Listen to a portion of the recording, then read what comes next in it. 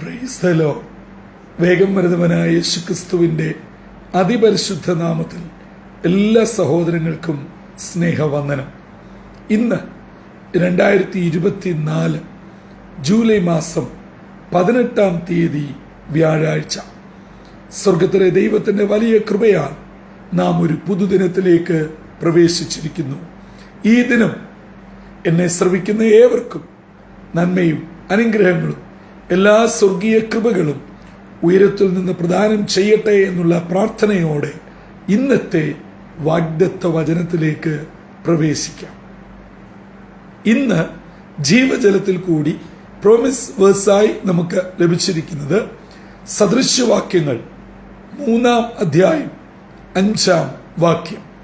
Proverbs chapter 3 verse 5 നാം ഇപ്രകാരം വായിക്കുന്നു: പൂർണ്ണ ഹൃദയത്തോടെ യഹോവയിൽ ആശ്രയിക്കാം, സ്വന്തം വിവേകത്തിൽ ഊന്നരുത്. നമുക്ക് ഏവർക്കും ആവശ്യമുള്ള, അതിലുപരിയായി അത്യാവശ്യമുള്ള ഒരു ഉപദേശമാണ് സദൃശ്യവാക്യത്തിൽ കൂടെ ഇന്നത്തെ വാഗ്ദത്ത വചനമായി നമുക്ക് ലഭിച്ചിരിക്കുന്നത്.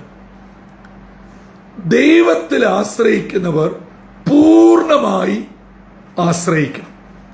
ഇന്നത്തെ ക്രൈസ്തവ ലോകത്തിന്റെ ഏറ്റവും വലിയ പുഴുക്കുത്ത് എന്ന് പറയുന്നത് ബ്രിട്ടാനിയ ബിസ്ക്കറ്റിന്റെ പരസ്യം പോലെ നമ്മുടെ വിശ്വാസവും നമ്മുടെ ആശ്രയവും നമ്മുടെ ജീവിതത്തിലെ ആത്മീയ നിലവാരവും ഒക്കെ 50-50. ഇവിടെ ഒന്ന് ശ്രമിച്ചു നോക്കാം, ഇല്ലെങ്കിൽ ഒരു മറുവഴി.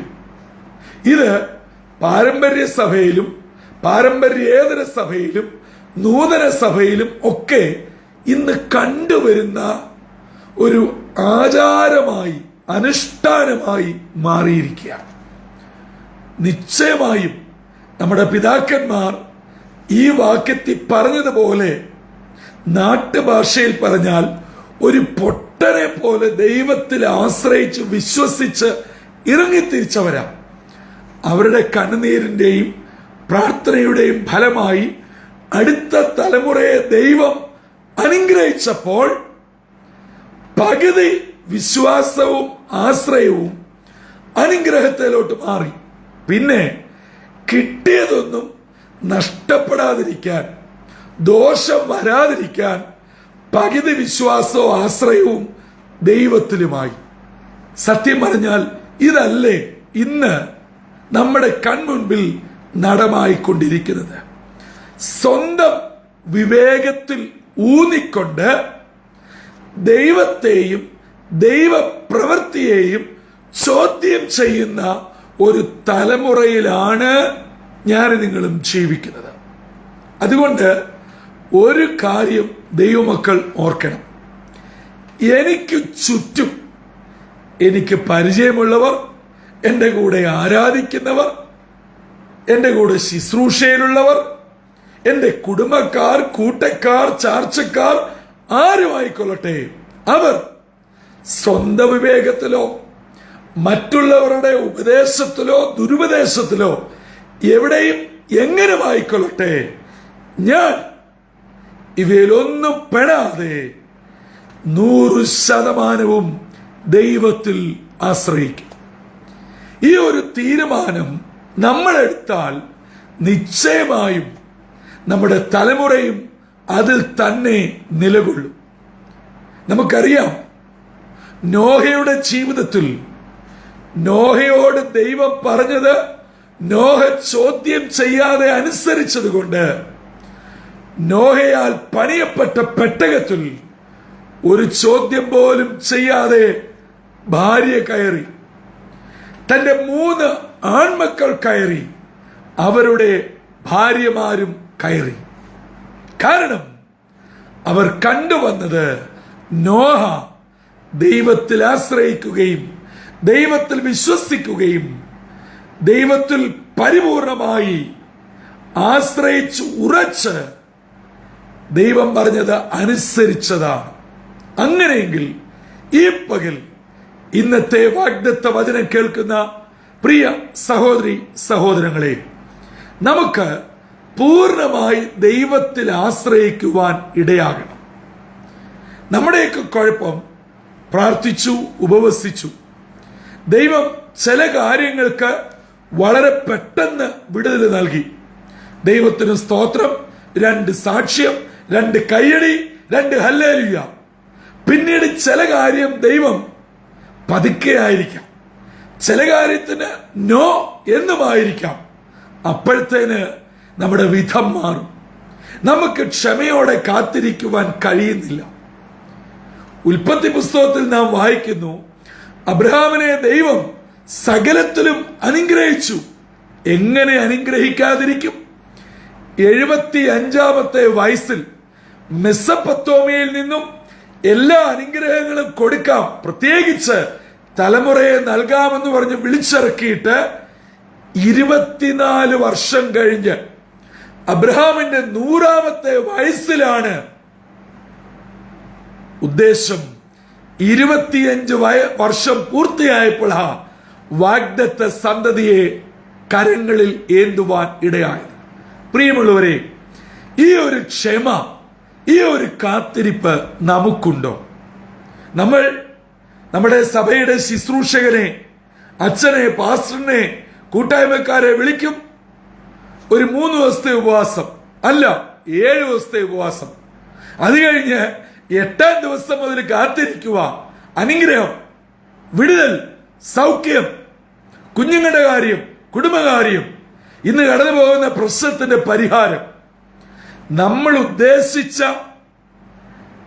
ടൈം ഫ്രെയിമിൽ നമ്മൾ ഉദ്ദേശിച്ചതുപോലെ കാര്യം നടന്നില്ല എങ്കിൽ ഉടനെ പറയും, ഇന്നയാള് വന്നതുകൊണ്ടും ഇന്നയാള് പ്രാർത്ഥന നടത്തിയത് കൊണ്ടും എനിക്ക് അന്നേ അറിയാമായിരുന്നു ഇത് നടക്കാൻ പോകുന്നില്ല എന്ന്. ഇതല്ലേ നമ്മുടെ സ്ഥിരം പല്ലവി. അതുകൊണ്ട് ജ്ഞാനികളിൽ ജ്ഞാനിയായ ശലോമോൻ സദൃശ്യവാക്യത്തിൽ കൂടെ ഈ പ്രഭാതത്തിൽ നമ്മോട് പറയുകയാണ്, ഒരു വിധത്തിലും നമ്മളുടെ സ്വന്തം വിവേകത്തിൽ ഊന്നരുത്. അത് അനുഭവത്തിൽ നിന്ന് കിട്ടിയതായിക്കൊള്ളട്ടെ, പരിചയങ്ങളിൽ നിന്ന് കിട്ടിയതായിക്കൊള്ളട്ടെ, വായിച്ച് നേടിയതായിക്കൊള്ളട്ടെ, അല്ല പഠിച്ചും വിദ്യാഭ്യാസത്തിൽ കൂടെ ആർജിച്ചതായിക്കൊള്ളട്ടെ, ഇതിലൊന്നിലുമല്ല ഊന്നേണ്ടത്. ദൈവത്തിൽ പരിപൂർണമായി ആശ്രയിച്ച് വിശ്വസിച്ച് ഉറപ്പോടെ ജീവിച്ചാൽ എന്നെയും നിങ്ങളെയും അനുഗ്രഹിക്കുന്ന ഒരു ദൈവമുണ്ട്. അത് ഈ തലമുറയെ, നമ്മുടെ അടുത്ത തലമുറയെ നാം പഠിപ്പിക്കുകയോ പറയുകയോ അല്ല ചെയ്യേണ്ടത്. നമ്മുടെ ജീവിതത്തിൽ കൂടെ കാണിച്ച് തെളിയിക്കുമ്പോൾ നമ്മുടെ തലമുറ നിശ്ചയമായും ഈ ദൈവത്തിൽ പരിപൂർണമായി ആശ്രയിക്കും. ഞാൻ പലപ്പോഴും ശുശ്രൂഷകളിൽ പറയാറുണ്ട്, ഇന്ന് രാവിലെയും പറയുവാനിടയായി. പലപ്പോഴും നമുക്കൊരു പ്രശ്നം വരുമ്പോൾ ഇന്നത്തെ തലമുറ എവിടെയാണ് അന്വേഷിക്കുന്നതെന്നറിയാമോ? ഗൂഗിളിലാണ്, ഗൂഗിൾ സെർച്ചിലാണ് പരിഹാരം തേടുന്നത്. പ്രിയമുള്ളവരെ, 66 അറയുള്ള ഈ ലോകത്തിൽ എന്തെല്ലാം മാറ്റം വന്നാലും ഒരിക്കലും മാറാത്ത സ്വർഗത്തിൽ സ്ഥിരമായിരിക്കുന്ന ദൈവത്തിന്റെ വചനമടങ്ങിയ ഒരു പെട്ടകം, വിശുദ്ധ വചനം നമുക്കുണ്ട്. നമ്മുടെ പിതാക്കന്മാരൊക്കെ നമ്മളെക്കാട്ടിലും തീവ്രമായ പ്രശ്നങ്ങൾ കൂടെ കടന്നുപോയവരാ, വേദനയിലും നിസ്സഹായ അവസ്ഥയിലും കൂടെ കടന്നുപോയവരാ. അവർക്ക് പ്രശ്നങ്ങളും പ്രതികൂലങ്ങളും വന്നപ്പോൾ അവർ ചെയ്തത്, അവർ പായെടുത്തിട്ട് അവരുടെ ഉള്ള അവസ്ഥയിൽ മുണ്ട് മുറുക്കിയെടുത്ത് ദൈവസന്നിധിയിൽ ജാഗരിച്ചു, ദൈവത്തോട് ആലോചന ചോദിച്ചു. ചുറ്റുപാടുള്ള പലരും ഭോഷനെന്നും വിഡ്ഢിയെന്നും ഒക്കെ വിളിച്ചിട്ടുണ്ടാവും. പക്ഷേ ആ ആലോചന ചോദിച്ചതിന്റെ നന്മയാണ് അടുത്ത തലമുറയായ നാം ഇന്ന് ലോകത്തിന്റെ എല്ലാ വൻകരകളിലും ദൈവിക നന്മ അനുഭവിച്ച് ജീവിച്ചുകൊണ്ടിരിക്കുന്നത്. ഇത് നമ്മുടെ അടുത്ത തലമുറയ്ക്ക് കാട്ടിക്കൊടുക്കേണ്ടത് എന്റെ ഉത്തരവാദിത്വമാ, നമ്മുടെ ഉത്തരവാദിത്വമാ. അതുകൊണ്ട് നമ്മുടെ ആശ്രയം ദൈവത്തിൽ പരിപൂർണമായിരിക്കണം. 100% ദൈവത്തിൽ മാത്രം ആശ്രയിച്ച ഒരു ധന്യമായ മാതൃകയുള്ള ക്രിസ്തീയ ജീവിതത്തിന്റെ ഉടമകളായി നിങ്ങൾ ഓരോരുത്തരും ഈ ലോകത്തിൽ എവിടെയായിരിക്കുന്നോ അവിടെ കർത്താവിനെ സാക്ഷിക്കുവാൻ, കർത്താവിന്റെ ഉത്തമ സാക്ഷികളാകുവാൻ നമ്മെ തന്നെ സമർപ്പിക്കാം.